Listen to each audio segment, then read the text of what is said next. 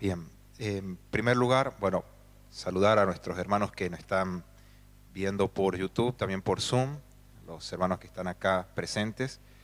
Em, Quiero hablar esta noche de un Dios eh, en el cual hay muchos motivos para agradecer. En lo personal, lo he visto a Él en, en mi recibida. Ha sido un proceso, muchas gracias. De todo esto que mencionábamos en la canción anterior, de estar sufriendo, de estar contento, todo eso he atravesado y Dios ha sido fiel en cada etapa. ¿Sabe? Le cuento, bueno, como iglesia estamos siguiendo un plan de lectura de la Biblia, eh, correspondía desde la segunda carta a Timoteo capítulo 2, capítulo 3, capítulo 4, la segunda carta de Juan, la tercera carta de Juan y los capítulos 1 y 2 de Apocalipsis. ¿Cuál ha sido más o menos el común denominador que he encontrado en esa lectura? Ya lo vamos a ir viendo. Saben que hace una semana más o menos me reuní con una compañera y conversábamos acerca de lo que pensábamos sobre las religiones, ¿no? Y ella me decía, yo pienso que todas las religiones o todo lo que nosotros creemos nos conduce a un mismo ser. Pero yo le dije, quizás todas sean superficialmente iguales, pero en lo profundo son muy distintas. ¿Y por qué llegué a esta conclusión? Porque voy a tomar una religión que es el budismo, ¿no? El budismo, entre una de sus máximas es evite el sufrimiento, escape del sufrimiento, haga, no sé, absténgase de comer, absténgase de los placeres, porque eso conlleva sufrimiento, entonces no lo haga. Entonces, ¿qué decimos nosotros, los cristianos? No podemos decir, no, yo no quiero esto para mi vida, esto es demasiado, no quiero complicaciones. La realidad es que estamos llamados para atravesar este sufrimiento. Y saben, hay un álbum musical de hace ya más de 30 años, sacaron un grupo musical de esa época, lo bailaban mucho, mi mamá, por ejemplo, eran los Twist. Los Twist sacaron un álbum que decía La dicha en movimiento. Yo lo vengo a retransformar a esa frase, la vengo a decir la dicha del sufrimiento. ¿Por qué? Ya vamos a ver, quiero que meditemos en 4 principios de esto. Acompáñenme en la lectura de la segunda carta a Timoteo, capítulo 2, versículo 10. Dice lo siguiente, dice el apóstol Pablo, recuerden, quiero que tengan esto en mente, este contexto. Pablo está preso, está en un contexto de encierro, más o menos como nosotros en esta época, ¿no? Pero sin cadenas. Dice el versículo 10, por eso estoy dispuesto a soportar cualquier cosa si esto traerá salvación y gloria eterna en Cristo Jesús a los que Dios ha elegido. Yo creo que hay 2 formas de encarar al sufrimiento. Y ya lo estábamos cantando, ¿no? Dios no deja al justo en sufrimiento, pero ¿cómo encaramos al sufrimiento? Hay 2 formas, creo yo. Hay una forma en la que, bueno, nos autolamentamos, quedamos en la autocompasión, no miramos hacia adelante y lamemos nuestras heridas. Pero hay otro tipo de perspectiva que es la perspectiva eterna, que es la que está diciendo acá Pablo. No tengo problemas en pasar por sufrimientos, dice, más o menos parafraseando a Pablo. No tengo problemas en pasar por sufrimientos, con tal de que la gloria de Dios sea conocida por otras personas. Entonces yo le animo en esta noche a que si usted está pasando por sufrimientos, cuestiones laborales, cuestiones de la familia, cuestiones económicas, cuestión de proyectos, o simplemente está sufriendo, tome esta forma de encarar al sufrimiento. Enfocarse en la gloria de Dios, porque usted, aún en el sufrimiento, puede ser de bendición para otras personas. Ya lo decía el apóstol Pablo en una de las cartas a los Corintios. Somos consolados por Dios para que nosotros seamos de consolación para otras personas que están pasando una situación muy difícil.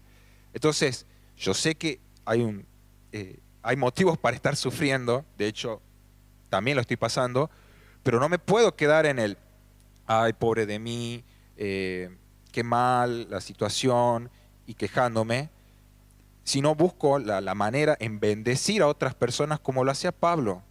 Pablo estuvo dispuesto a soportar nada menos que la cárcel, el encierro y muchos otros peligros más, pero porque él tenía bien en claro que la gloria de Dios tiene que ser conocida por todos, todos los que a él pueda hablarles, ¿sí? Yo quiero que tenga bien en claro esto. En segundo lugar, bueno, esto lo que le decía anteriormente es, tenga una perspectiva eterna. No mire por sobre la situación y nada más. Mire arriba de la situación. Mire con los ojos de Dios a su sufrimiento. En segundo lugar, dice el versículo 12, si soportamos privaciones, reinaremos con Él. ¿Sí? Hay una mentalidad en la política inglesa que se resume en ceder para conservar. ¿Sí? Nosotros ahora podemos decir, bueno, vamos a atravesar este problema de sufrimiento, cedo mi comodidad, cedo mis placeres, cedo mi quietud, porque conservo la esencia de la herencia del reino. ¿Sí? Me explico mejor.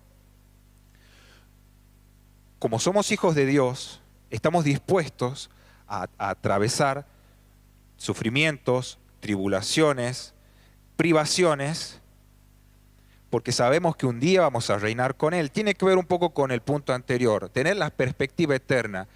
El sufrimiento que usted está pasando es temporal. No sé si puede hacer un ejercicio mental hoy y recordar otras veces que pasó por momentos críticos y hoy no lo está pasando, por la gracia de Dios. Eso quiere decir que no hay sufrimiento que nos dure toda la vida. Lo que sí va a durar toda la vida es la gloria de Dios eterna. Este en segundo lugar. El tercer lugar, y lo voy a enganchar con el cuarto por un tema de tiempo, es capítulo 3, versículo 12 y versículo 14. Dice el versículo 12 del capítulo 3, es cierto, y todo el que quiera vivir una vida de sumisión a Dios en Cristo Jesús, sufrirá persecución. No dice, la pasará genial, la pasará plácidamente, contrate una agencia turística, total, ya es hijo de Dios. No, dice, sufrirá persecución. Quizá no estamos siendo perseguidos acá en este contexto por ser cristianos, pero sí nos invaden pensamientos del enemigo. Versículo 14, pero tú debes permanecer fiel a las cosas que se te han enseñado. Sabes que son verdad porque sabes que puedes confiar en quienes te las enseñaron. Los que están haciendo la escuela de siervos, los que están haciendo la escuela bíblica, los que vienen de hace muchos años, esta es la oportunidad, si está pasando por un momento de sufrimiento, para permanecer fiel. Qué hermoso es poder mostrarle a Dios que creemos en Él, aun cuando nos cuesta todo, o se nos pone todo cuesta arriba. Eso en tercer lugar. En cuarto lugar es el capítulo 4, versículo 2. Y yo creo que más directo que esto, Pablo ya no puede ser más directo, porque quizá en algunas otras partes de la carta uno diría, bueno, está para libre interpretación. No, acá no hay medias tintas. Dice, predica la palabra de Dios. No, Marcos, pero ¿qué no ves que estamos todos encerrados? Yo no tengo internet, estoy a punto de perder el trabajo, mi familia se está desbandando. predica la palabra de Dios, mantente preparado, sea o no el tiempo oportuno.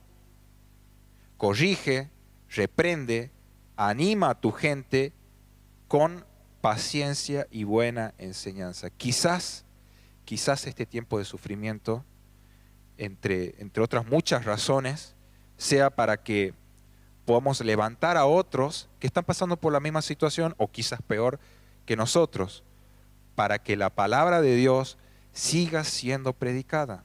En momentos de sufrimiento, hermano, hermana, es cuando la palabra de Dios se expande con mayor velocidad. ¿O no pasó así con los hermanos perseguidos en Israel?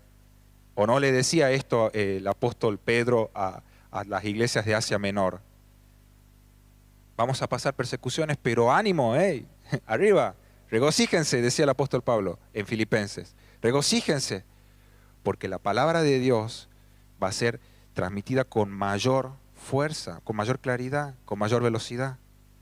Entonces, teniendo en cuenta estos 4 puntos, en primer lugar, tenga una perspectiva eterna. No se quede solamente en lo temporal, hay una perspectiva mucho más allá del tiempo, la perspectiva de Dios. En segundo lugar, ceda para conservar. Va a tener privaciones, pero también va a reinar. En tercer lugar, manténgase fiel a lo que usted ha estado aprendiendo todo este tiempo. En cuarto lugar, predique la palabra de Dios, aún pese al sufrimiento. Y quiero concluir con lo siguiente. Hermano, hermana, los sufrimientos van a venir en la vida. Eso es inevitable. Va a pasar. Ahora, si yo me aferro al propósito de Dios, ¿sí?, puedo atravesarlo de la mano de Él y puedo ver la voluntad de Dios en mi vida, aunque quizás todo se esté derrumbando alrededor mío. Quiera Dios que su palabra en su corazón se mantenga firme como esa casa construida en cimientos sólidos. Que el Señor le bendiga ricamente.